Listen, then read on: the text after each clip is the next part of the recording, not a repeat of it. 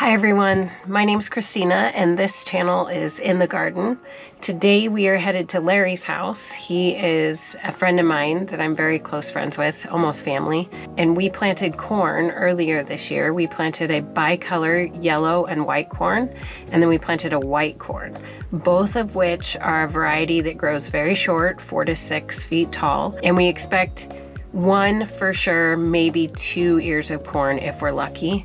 And we're gonna pick those today. So you'll see us cutting the corn stalk down, taking the corn cob off. I'm gonna set aside the corn stalks so that we can save those for fall decoration. And then from there, we're going to shuck the corn and put it in a container that I brought. And then I'm gonna take it home and I'm gonna preserve it. A lot of what we're going to do is eat fresh corn. We're going to cut the corn off the cob and freeze it, and then we'll can some corn.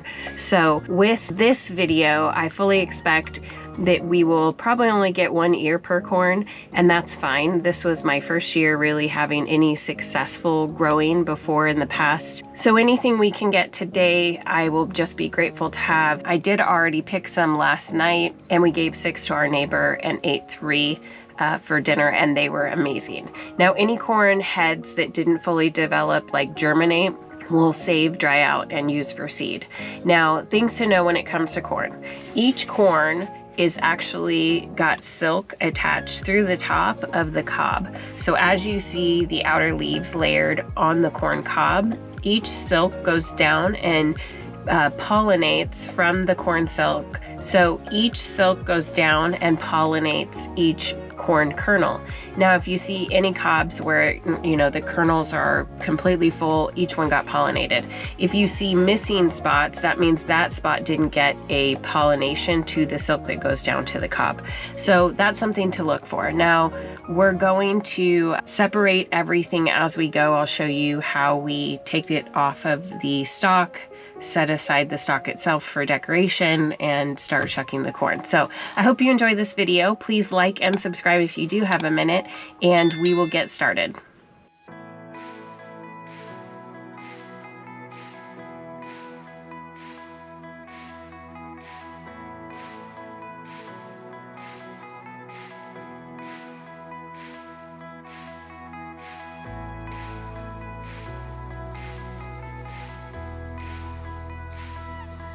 I think it turned out pretty good. It did. So I did reread the packages, and it is the short variety. So it did exactly what it was supposed to. Grab the tops, wax the bottom.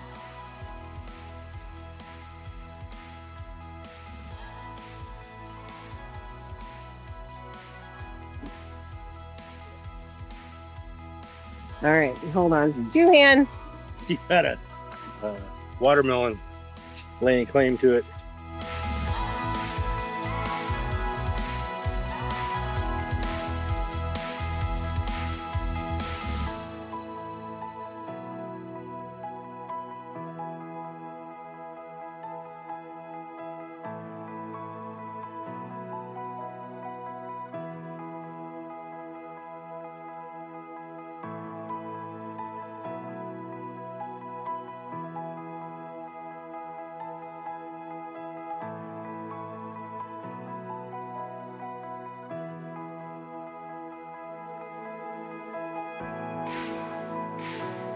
Now you see this right here?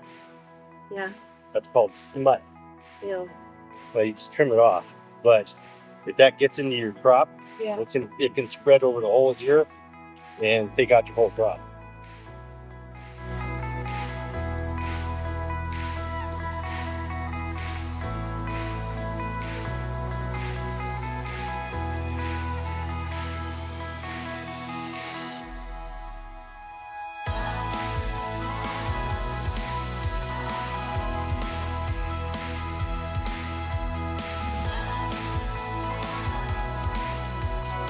Like I say, ideally you want all the kernels in your cob to look like this, nice and plump, and not overly large. Whenever they get to be where they're Like this.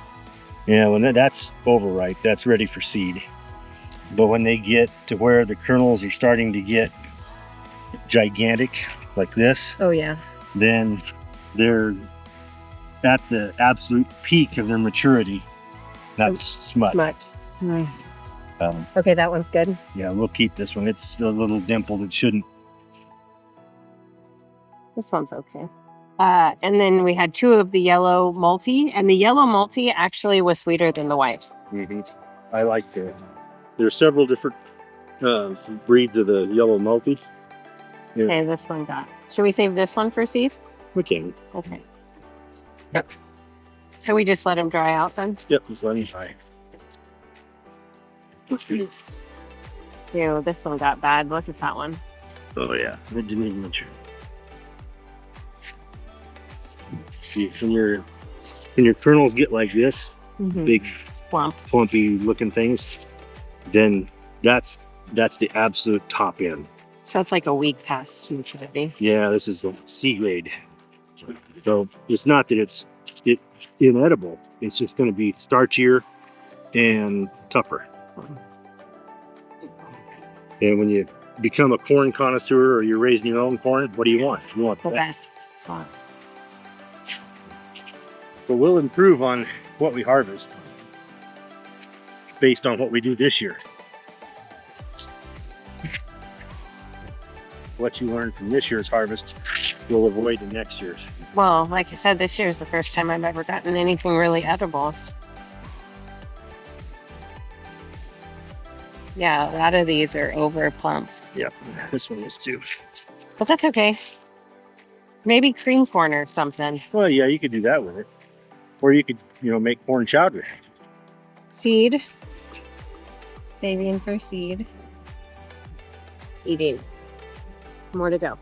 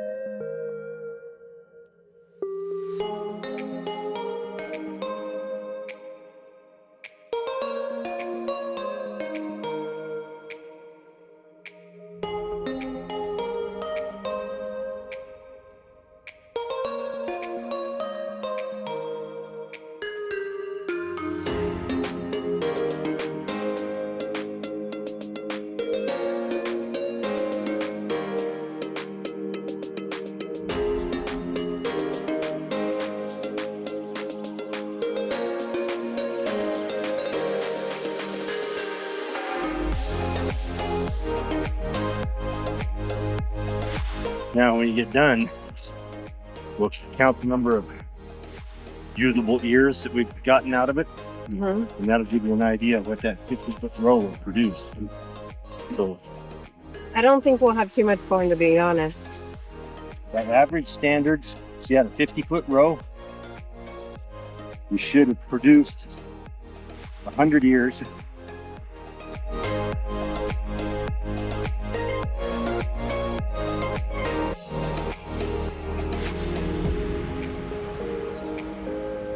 Ready? 1, 2, 3, 4, 5, 6, 7, 8, 9, 10.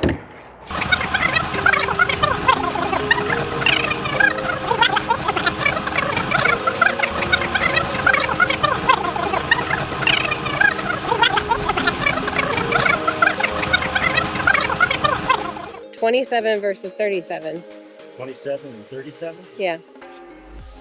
64. 4. What 10 you took home yesterday? Oh yeah. So that's 74.